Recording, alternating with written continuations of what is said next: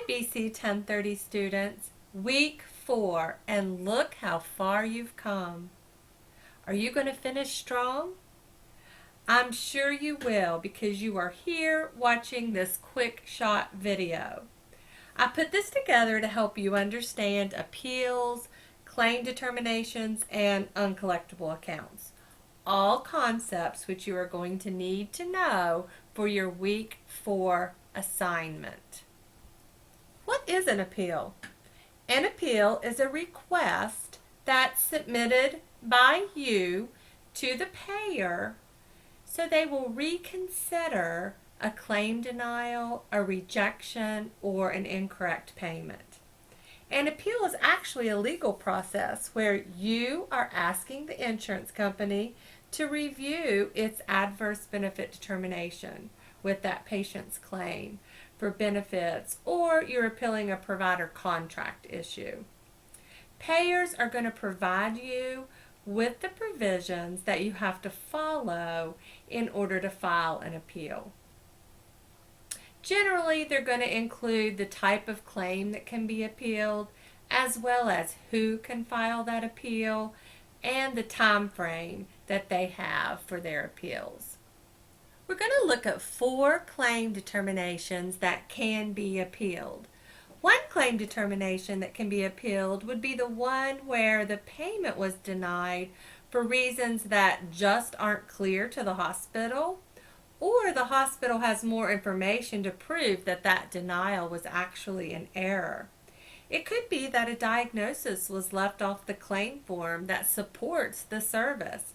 It could have been left off by either the hospital or the insurance company. The second type of claim determination that can be appealed is when the payment was processed at an incorrect level. For example, the insurance company may bundle a couple of procedures together and pay them as one, or they could pay an office visit or hospital visit at a lower code level than what was submitted.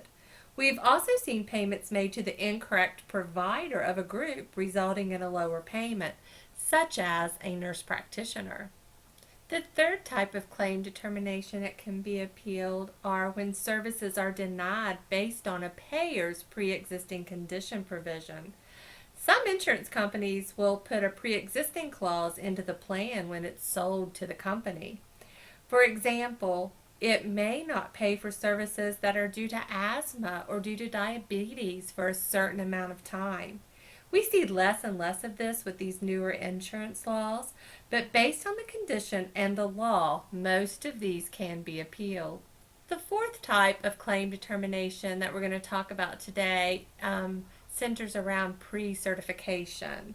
Many procedures are going to require a pre-certification with the insurance company. If that pre-certification authorization number does not appear on the claim, the insurance company will deny that claim. So we'll have to go back and find that number and then resubmit an appeal for that procedure. Payers will determine the appropriate party that can appeal a claim, and that's going to be based on whether the claim is an assigned claim or a non-assigned claim. Remember, an assigned claim is one that the insured has signed an assignment of benefits statement so that the physician is going to be paid directly from the insurance company and will accept the fee schedule that the insurance company uses. It is important to file appeals for claims that have been rejected or denied inappropriately. That's money that's left on the table that needs to be collected by your facility.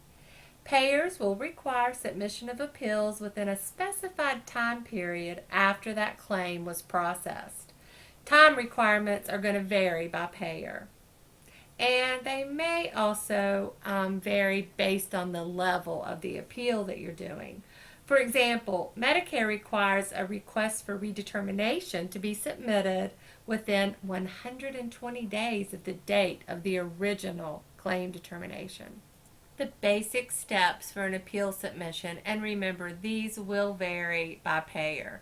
But basically, you want to prepare a letter, or if your payer has a form, you want to go ahead and fill that out, and it's going to outline the reason that you're wanting to do an appeal.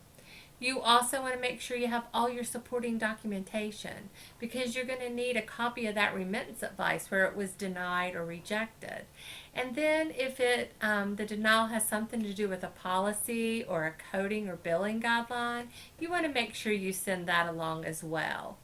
If the claim is denied for medical necessity, you want to review the patient's medical record to look for information that's going to support your medical necessity for that claim. If it was an EKG that's being denied, you want to look in that patient's record to see why that EKG was ordered. And if it was for chest pain or whatever the medical necessity is that's going to support getting that paid. It's important to make sure that we send that appeal to the right place the first time. So know if there's a certain department or a certain person that you have to send that to.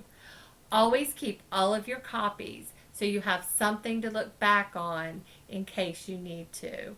And remember, when you're submitting these appeals, submit them by some type of a traceable method, like confirmation or certified mail.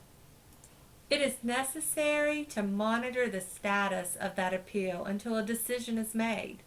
If the appeal is not successful at the level that you submitted it, the hospital may elect to submit an appeal at the next level. Hospital policy will dictate circumstances under which an account will be sent to a collection agency.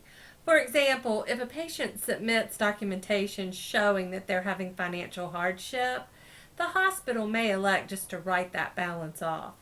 If the case doesn't involve financial hardship, the account may very well be turned over to a collection agency.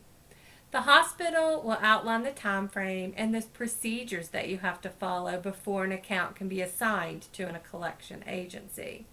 We want to try to get that money ourselves if we can.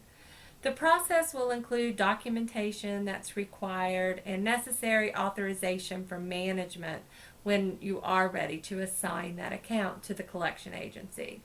Sometimes the patient account may be deemed just uncollectible, and this is after all efforts to pursue that payment on the account have been exhausted.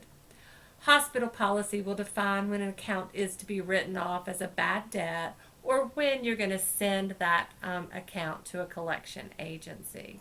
Thank you for taking time today to watch this quick shot video on claim determinations, appeals, and uncollectible accounts. If you believe this has been helpful, would you please leave us a comment at the bottom of the screen? Thank you.